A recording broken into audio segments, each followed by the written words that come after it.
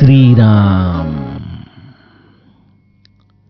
आपल्या सर्वांच्या हृदयस्थ वसणाऱ्या आत्मारामास साष्टांग प्रणिपात करून गोस्वामी तुलसीदास रचित श्री रामचरितमानस या ग्रंथातील जो पंचम सोपान सुंदरकांड याचं आपण चिंतन करत आहोत. सज्जन हो, हे आपलाच कथा चिंतन क्रमांक 876. आपण गेल्या चिंतन प्रवाहामध्ये हनुमंताचा आणि बिभीषणाचा झालेला हा संवाद अभ्यासत होतो. हनुमंत बिभीषणाच्या या राजमहालामध्ये ब्राह्म्य मुहूर्तावरती येऊन दाखल झालेले आहेत. बिभीषणाची त्यांनी सर्व अवस्था जाणली. जो आपल्या प्रभाताच्या पहिल्या क्षणालाच राम राम तेही सुमिरन कीन्हा अशा पद्धतीने आपल्या आचरणाची सुरुवात करतो, तो निश्चितच साधू प्रवृत्तीचा आहे. ज्याच्या प्रांगणामध्ये नवीन नवीन तुळशीची वृंदावनं आहेत, ज्याच्याकडे एक सुंदर भगवंताचं मंदिर आहे, ज्याच्या प्रासादावरती भगवंताची सर्व शुभचिन्ह कोरलेली आहेत, अशा साधुवादी प्रवृत्तीच्या जीवाशी मी हट्टाने जाऊन ओळख करून घेईन. कारण साधूच्या भेटीतून कधीच कोणाचं अकल्याण होत नाही. असा विचार करून हनुमंत ब्राह्मण रूप धारण करून बिभीषणाला हाक मारतायत. बिभीषण त्वरेने या ब्राह्मण रूपामध्ये आलेल्या हनुमंताचं स्वागत करतोय, त्यांची खुशाली विचारतोय. आणि त्यांच्याकडे पाहून बिभीषणाच्या अंतरंगामध्ये असा भाव येतोय की आपण नेमके कोण आहात? आपण भगवंताचे दास आहात का आपण प्रत्यक्ष भगवंतच आहात? आपण रामराया आहात का, जे माझ्या उद्धारासाठी म्हणून एवढे कष्ट घेऊन इथं आलेले आहेत? हनुमंताने बिभीषणाच्या अंतःकरणाची देखील अवस्था जाणली. आणि मग बिभीषणाला त्याने ते अमृत त्याच्या या राजमहालामध्ये येऊन प्रदान केलेलं आहे. तब हनुमंत कही सब राम कथा निजनाम. अशा रीतीने हनुमंताने रामकथेचा प्रसाद बिभीषणाला दिला. आपण या आधाराने श्रोता आणि वक्त्याचे जे गुणधर्म रामकथेच्या मध्ये अभिप्रेत आहेत त्याचं देखील सूत्रात्मक चिंतन बघितलं. आणि मग बिभीषण आपल्या मनातली व्यथा हनुमंताच्या समोर व्यक्त करू लागतो. जिमी दसननी महु जीभ बिचारी. 32 दातांच्या मध्ये जीभ ज्या पद्धतीने भिवून जगावी तसा हे पवनपुत्र, हे हनुमंत, मी या रावणाच्या लंकेमध्ये जगत आहे. आणि हनुमंत त्याची कशा पद्धतीने जीभ आणि दात ह्याच्यातूनच समजूत काढतो हा आपण विस्तार कालच्या टप्प्यामध्ये अभ्यासला. कालच आपल्या सर्व चौपायांचं गायन झालेलं आहे, त्यामुळं आपण आता थेट कथा विस्तारामध्ये प्रवेश करूयात.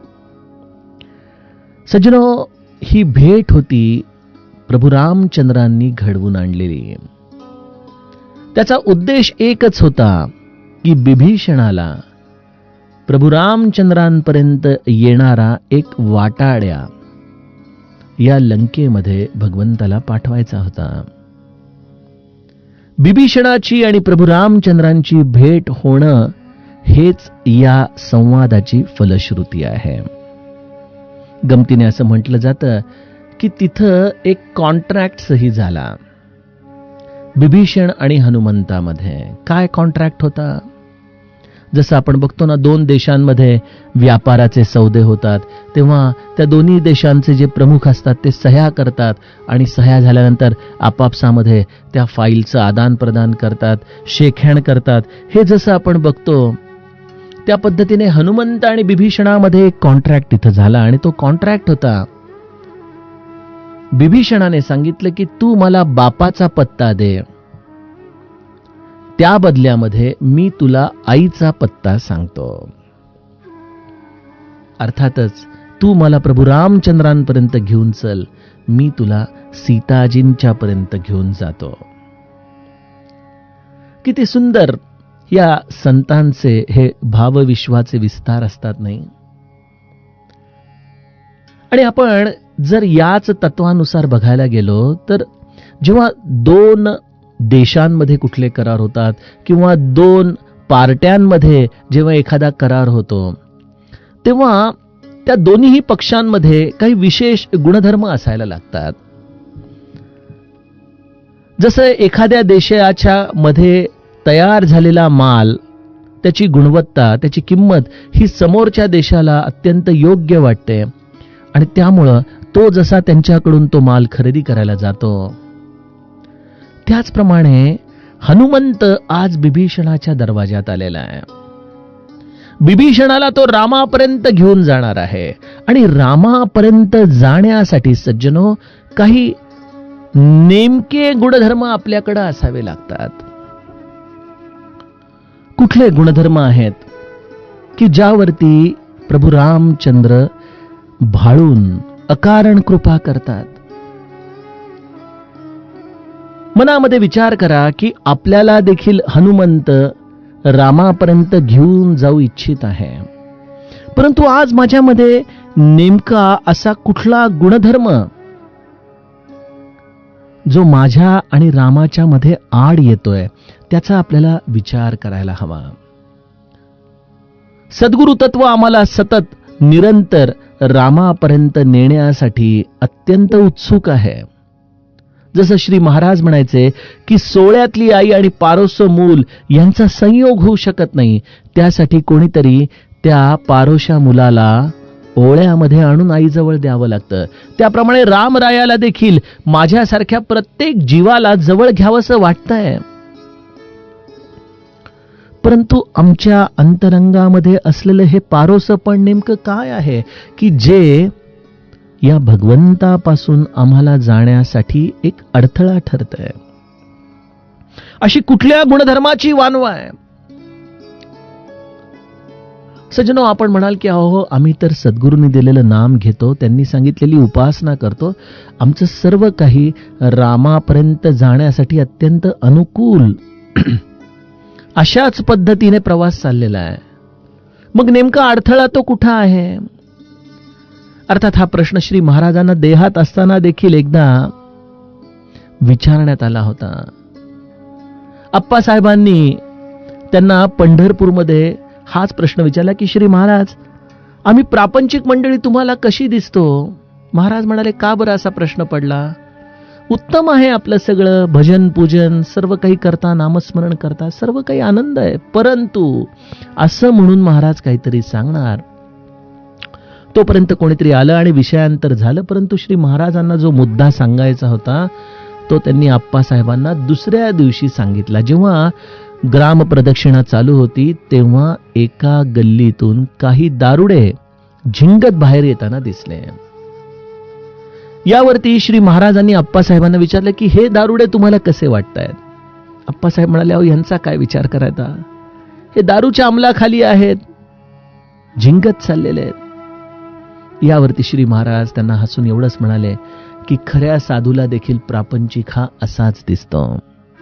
अज्ञानाच्या अंमलाखाली स्वप्नवत असलेल्या दृश्य जगाच्या कडून सुख मिळवण्याची ही अभिलाषा, हाच आमच्यावरती असलेला दारूचा अंमल आहे. बघा,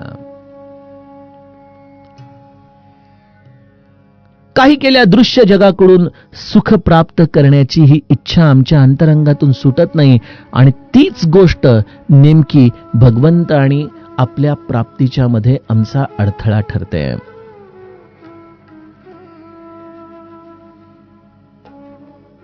भगवंतापर्यंत जाण्यासाठी नेमका कुठला गुणधर्म आहे, त्या योग्य शब्दाची गोस्वामीजींनी अत्यंत चपकलपणे या पुढल्या चौपाईमध्ये आपल्याला जागा दाखवलेली आहे. कुठला शब्द आहे तो? विचार करा, कुठला असा गुणधर्म आहे? बिभीषण हनुमंताला म्हणतोय, तामस तनु कछु साधन नाही, प्रीती न पद सरोज मन माही. परंतु त्या आधीचं चरण जे मला आपल्याला सांगायचंय ते असं की तात कबहू मोही जानी अनाथा, करह ही कृपा भानुकुल नाथा. बिभीषणाने आपली व्यथा तर सांगितली आणि त्यानंतर बिभीषण नेमका तो गुणधर्म सांगतो ज्या गुणधर्माची सद्गुरु तत्व आपल्या हृदयामध्ये वाट पाहत असतं. आणि तो शब्द बिभीषणाने, जसं काल मी आपल्याला दीर्घसूत्री कसे असतात त्याबद्दल सांगितलं, त्या पद्धतीने बिभीषण देखील अचूक पद्धतीने आपल्या अंतरंगाची अवस्था हनुमंताच्या समोर ठेवतोय. आणि नेमका तो शब्द हनुमंताच्या कानावरती पडताच हनुमंत अत्यंत प्रसन्न होतो. आणि तो शब्द आहे सज्जनो, अनाथा. रामापर्यंत जायचं असेल तर आम्हाला आमच्या अंतरंगामध्ये खरं अनाथपण अनुभवता यायला पाहिजे. जेव्हा या दृश्य जगाच्या सर्व आधारांपासून आम्ही अनाथ होतो तेव्हाच पारमार्थिक दृष्ट्या आम्ही सनाथ होऊ शकतो.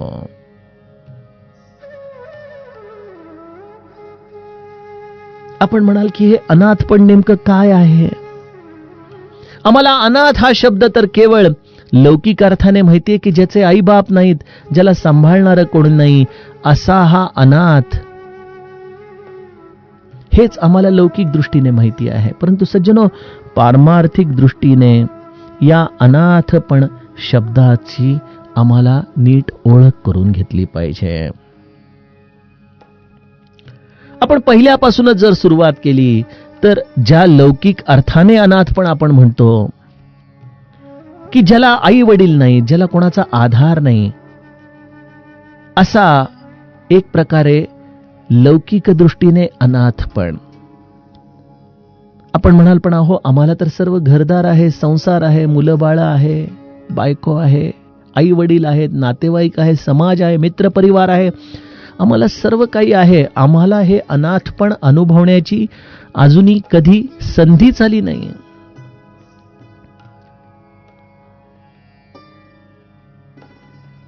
सज्जनो, इथं अनाथपण अनुभवण्यासाठी यापैकी कुठल्याही व्यक्तित्वाचं नसणं अपेक्षित नाहीये.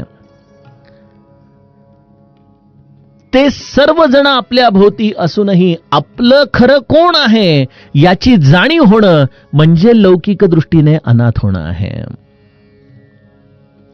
दासबोधामध्ये समर्थ आम्हाला स्पष्टपणे सांगतात, कैची माता, कैचा पिता, कैची बहीण, कैचा भ्राता, कैची सुहृदय, कैची वनिता, पुत्र कळत्रादिक, हे सर्व जाण मावेची, अवघे सोयरे सुखाची, हे तुझ्या सुखदुःखाची सांगाती नव्हे.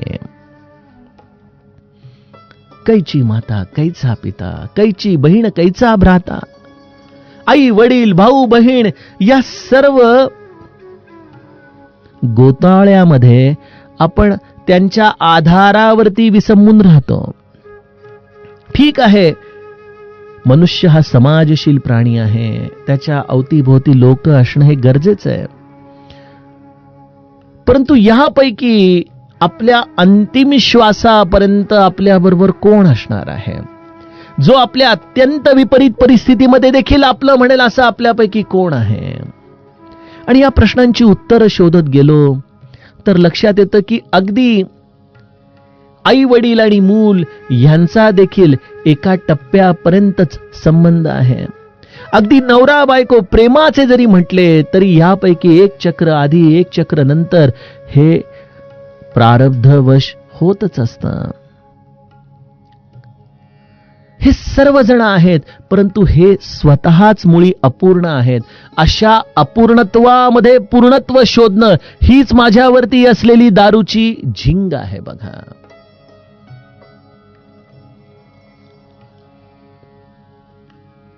आणि बिभीषणाने सर्वप्रथमच सांगून टाकलं की जिमी दसननी महू जीभ बिचारी. हे दात, मग त्यामध्ये रावण आहे, त्यामध्ये सर्व काही आहेत. बर, बिभीषणाला देखील स्वतःची पत्नी आहे. आपण आता याच्यानंतर जे त्रिजटाचं चरित्र अभ्यासणार आहोत, ही त्रिजटा बिभीषणाची कन्या आहे. बिभीषणाला उत्तम सचिव आहेत, पैसा अडका भरपूर, सर्व काही त्याच्याकडे आहे. परंतु हे सगळं असूनही बिभीषणाने स्वतःला जिभेसारखं समजलं, जी एकच आहे, आणि या सर्व गोष्टींना या 32 दातांप्रमाणे सांभाळलं. सांगायचा उद्देश असा की जीवनामध्ये जरी आपण सर्व नात्यांनी वेढलेलो असलो तरी आपण एकटेच आहोत. आपला हा सगळा प्रवास एकट्याचा आहे हे आम्हाला कळालं पाहिजे बरं का. मी गमतीने नेहमी उदाहरण देतो की परदेशामध्ये लोक फिरायला जातात बघा. आजकाल तर कोरोनामुळे शक्य नाही, परंतु जेव्हा त्या ग्रुप टूर्स जायच्या, 20-20, 25-25 जण 15-20 दिवस एकत्र राहायचे, अगदी जणू काही फॅमिली सारखं वातावरण तयार व्हायचं. बसमध्ये गाणी भेंड्या खेळत खेळत कधी ते 15 दिवस संपायचे कळायचं नाही. जेव्हा सगळे विमानाने एकत्र भारतामध्ये उतरायचे तेव्हा त्या प्रत्येकाला आपला पासपोर्ट घेऊन इमिग्रेशनला जावं लागायचं. तिथं आपण असं म्हणू शकत नाही की आम्ही सगळी लोक एकत्र आहोत, आमचं एकावरतीच हे सगळं काम करा. अगदी नवरा बायको जरी असले तरी प्रत्येकाला आपापला पासपोर्ट द्यावा लागतो. याच्यापैकी एक जरी आपल्याकडे कागद नसेल तर त्या व्यक्तीवरती अडचण येऊ शकते.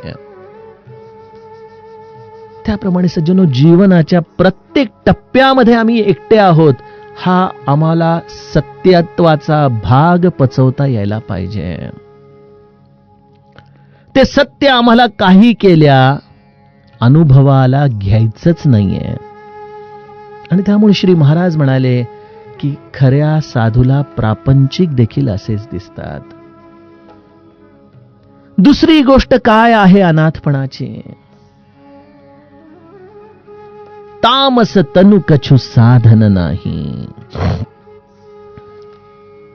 अनाथपण या शब्दाला आपल्या आणखीन जवळचा, परवलीचा ज्याला म्हणता येईल असा शब्द आहे शरणागती.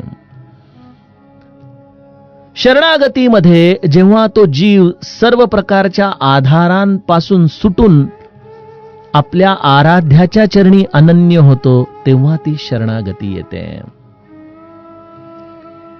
आज ज्या पद्धतीने मला माझ्या अवतीभोवती असलेल्या सर्व सभासदांचं मिथ्यत्व पटत नाही, त्याचप्रमाणे माझा हा देह म्हणजे अत्यंत सात्विक आहे, मी एक खूप चांगला उपासक आहे, मी भगवंताचं भरपूर नामस्मरण केलेलं आहे, या अशा प्रकारच्या आमच्या अंतरंगामध्ये असलेल्या सुप्त साधनांचा अहंकार देखील आम्हाला बऱ्याचदा शरणागत होऊ देत नाही बरं का.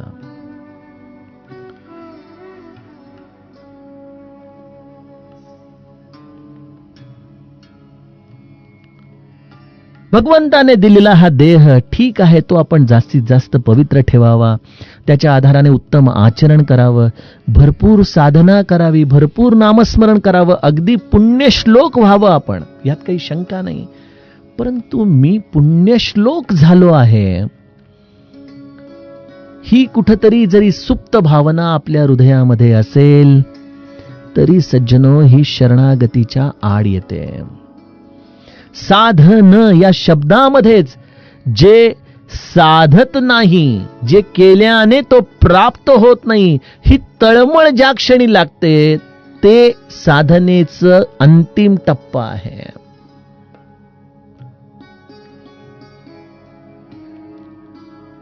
समस्त साधनेची फलश्रुती आहे तळमळीमध्ये.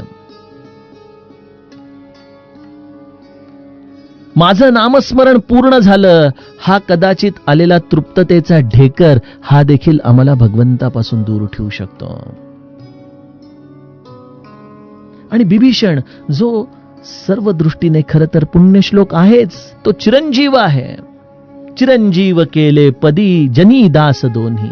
जेव्हा समर्थ म्हणतात की हनुमंत आणि बिभीषण प्रभू रामचंद्रांच्या दृष्टीने डावे उजवे नाहीत, या दोघांनाही एकच चिरंजीवी पद रामाने प्रदान केलेले आहे. त्यामुळे जितका हनुमंत पुण्यश्लोक आहे तेवढाच बिभीषण देखील आहे. कार भुललासी वरलिया रंगा, अशा पद्धतीने तो कदाचित राक्षस कुळामध्ये असेल, परंतु त्याच्या अंतरंगाची शुद्धता ही हनुमंतापेक्षा खचितच कमी आहे.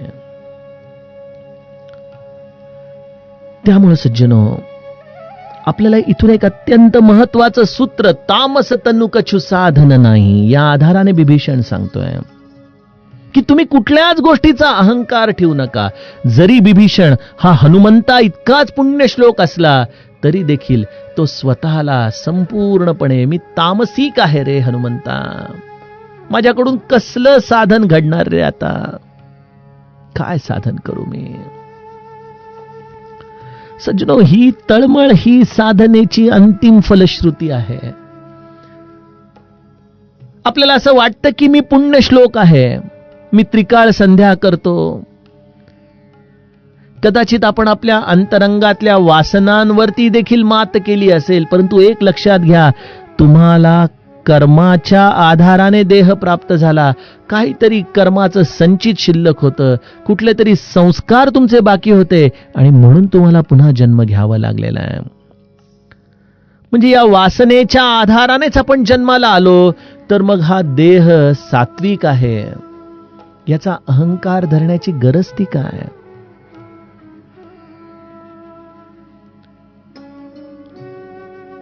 मी साधन करतो, माझं भगवंतावरती अत्यंत प्रेम आहे, या सगळ्यांमध्ये उरलेला हा मी हेच या तामस शरीराचं प्रतीक आहे. बघा,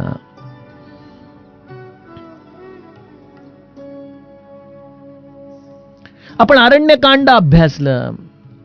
बघा, ज्या ज्या संतांच्या दारामध्ये प्रभू रामचंद्र गेले त्या प्रत्येकाने अशी स्वतःची हीन दीन भूमिकाच भगवंतासमोर मांडली. माझ्याकडून काही साधनच होत नाही रे रामा, न जाणे तू का माझ्यावरती कृपा केलीस, असं म्हणणारे सुतीक्ष्ण असोत, अगस्ती मुनी असोत, माता शबरी असो, की अत्री मुनींच्या आश्रमामधले संवाद असो, या प्रत्येक संताने जणू काही आपली असलेली ही अगतिकताच भगवंताच्या समोर व्यक्त केलेली आहे.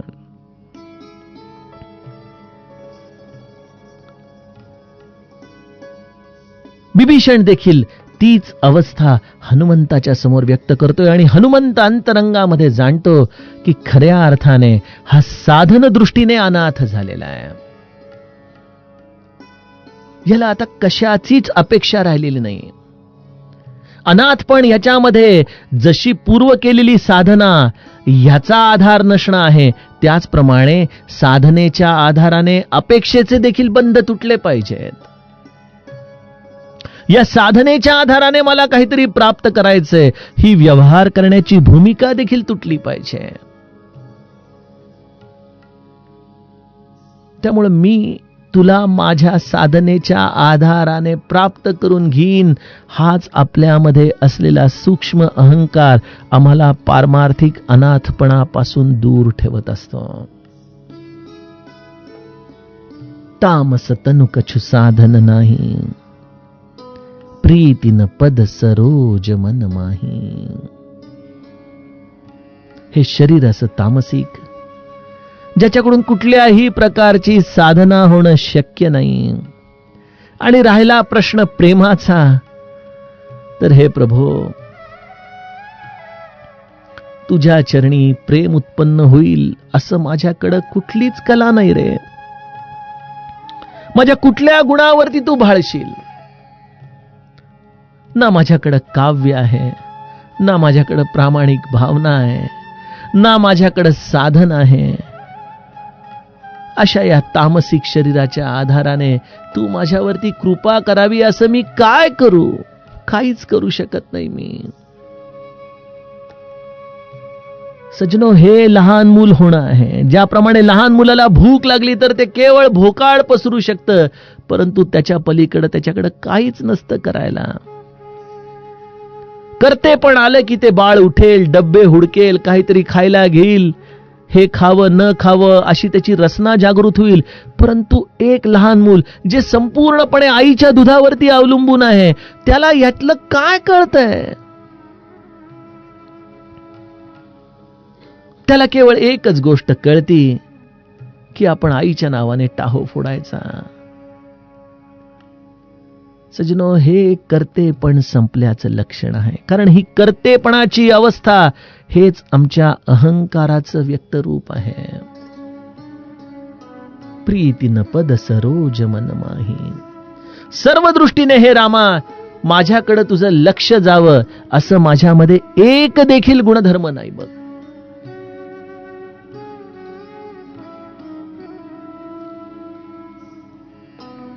परंतु रामराया, तू खरा कृपाळू आहेस रे. असा सर्व प्रकाराने हीन दीन असलेला मी, ज्याला कोणाचाही आधार नाही, जो या सर्व प्रकारच्या संपदेमध्ये असूनही यांच्यामध्ये अजिबात गुंतून नाही, ज्याचं मन त्याच्यामध्ये मुळी रमतच नाही, अशा सर्व या दृश्य जगाच्या असलेल्या भावभावनांच्या पलीकडं मी एक अतिसामान्य असं तुझं बालक, तुझ्या आधाराशिवाय मला अस्तित्वच नाही रे.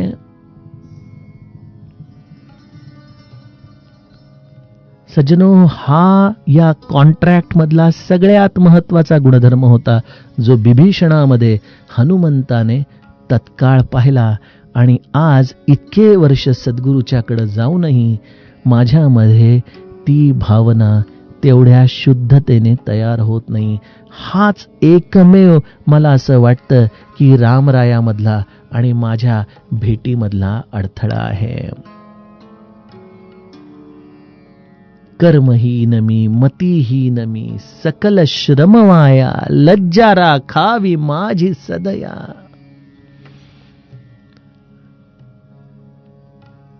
मी कर्मामध्ये अत्यंत हीन आहे, माझी मती देखील अत्यंत हीन आहे. मी जे जे काही म्हणून करायला प्रयत्न करतो त्या सर्व गोष्टी देखील अत्यंत हीन दर्जाच्या आहेत. काय करू? मी तुझं लेकरू आहे, सर्वस्वाने तुझ्यावरती अवलंबून आहे. आता तूच माझी लाज राख रामा, तूच माझी लाज राख.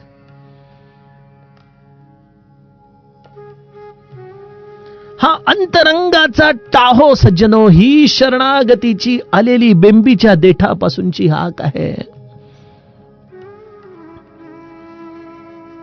आणि बिभीषणाचा हा गुणधर्मच हनुमंताने पाहताच त्याच्या अंतरंगामध्ये एक विलक्षण संवेदना बिभीषणाच्या बद्दल निर्माण झालेली आहे. बिभीषण हनुमंताच्याकडे पाहतोय.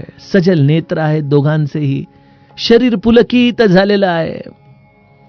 बघा सज्जनो, जिथं अहंकार शून्यता असते ना, अगदी व्यवहारामध्ये देखील आपण बघा, जर एखाद्या अहंकार शून्य व्यक्तीशी आपण व्यवहाराला बसलो, जो मनाने मोकळा आहे, ज्याचा बोलण्यामध्ये कुठलाही आड पडदा नाही, अशा व्यक्तीशी संवाद करताना देखील खूप आनंद वाटतो. परमार्थामध्ये देखील जिथं कुठं साधनेची आढ्यता आहे, अहंता आहे, कुठेतरी स्वतःच्या सात्विकतेचा सूक्ष्म असा कण हृदयामध्ये आहे, अशा व्यक्तींशी देखील संवाद करताना अत्यंत अवघड होत असतं.